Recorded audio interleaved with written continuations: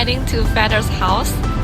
Hey everyone, this is Sabrina from Creality. So right now we are arriving Feather's house, 3D print SOS. So right now let's switch camera to Feather. Hey Sabrina. Yeah. So let's check out his house right now. Go. Yep, let's come on in.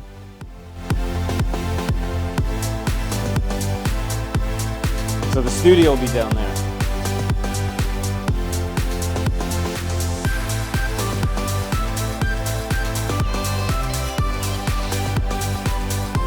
To an Ender 3 size, and yeah, they've done a really good job there. It's a really